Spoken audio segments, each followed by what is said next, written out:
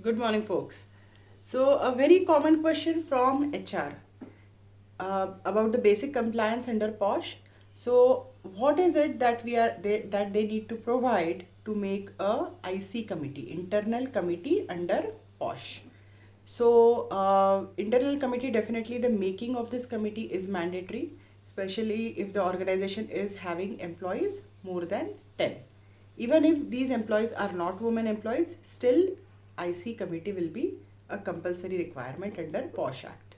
So then the immediate next question which comes to me is how many people will be required, who will be presiding officer in this committee, and what would be the agenda for this committee. What if there are no cases, what if there are many cases. So there are multiple questions which are associated with the internal committee.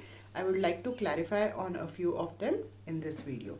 So when HR looks at, as in the human resource team of the organization looks at formulation of the committee, it has to make sure that at least minimum of 4 members are to be nominated for this committee. So minimum 4 members have to be there, and at least 50% of the total members of the IC should be women. Because as of now, POSH Act is covering women, and hence this requirement of 50% of total members should be women has been put, so as to make the complainant little comfortable in sharing the details. Otherwise, they may shy away from sharing all the details. So hence this requirement. Also, the presiding officer should be a very senior employee, and it should be a woman again. So women employed at a very senior level can be the presiding officer or the chairperson of such committee. That is one requirement. So first one is minimum of 4 members. Second one is presiding officer to be a senior woman employee.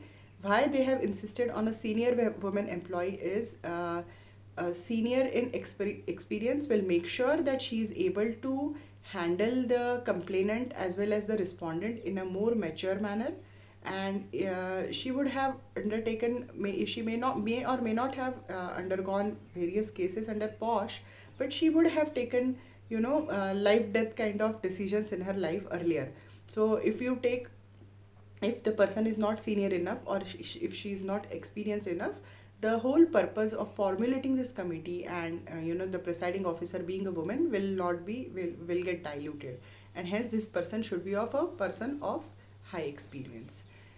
Next requirement, that is the third requirement, is the members of the committee. So as I said earlier as well, it should be minimum of 4 members in a committee.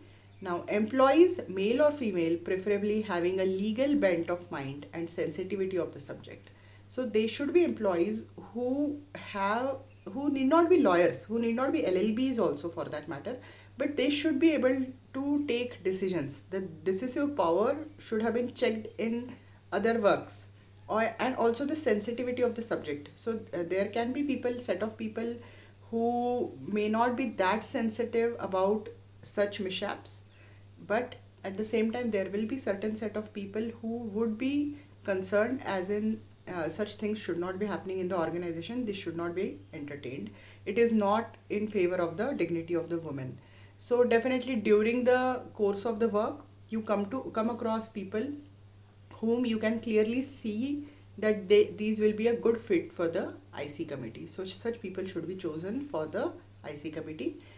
Also, there is a requirement of a external member, which this person helps in maintaining a balance between the internal members, between the management, between the employees. So he gives a fresh outlook to the question, and this person can be from an NGO or from an association or persons committed to a familiar cause. So he or she should be again a person who has already worked in this field, who has certain experience under this field. Qualification wise, he may or may not be a lawyer, he may or may not be a company secretary, but definitely he or she should have that legal bent of deciding on these cases, and she should have certain consideration for these kind of for these kind of things, and that would make the person a good external member. It brings a fresh view on the case, and hence the appointment of an external member also becomes compulsory here. Again, if a senior woman employee is not available, so many a times we come across cases wherein senior employees are not available, or maybe at a senior level the organization does not have any women employees.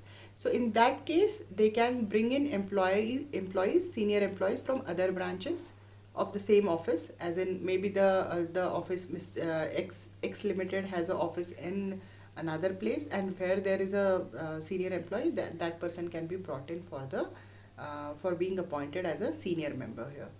In case if such senior woman employee is still unavailable, the employer shall nominate the presiding officer from his any other workplace or department or organization. So other places, in case of an all men company, the employer shall take help of the local committee of the jurisdiction. So there is a local committee at a district level.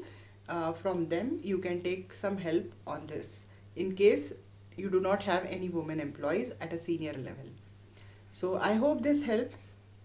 And for any further questions on the formation of internal committee, you can definitely contact me. My details will be given in the details box down. And do subscribe to my channel to have a regular update on Posh. Thank you.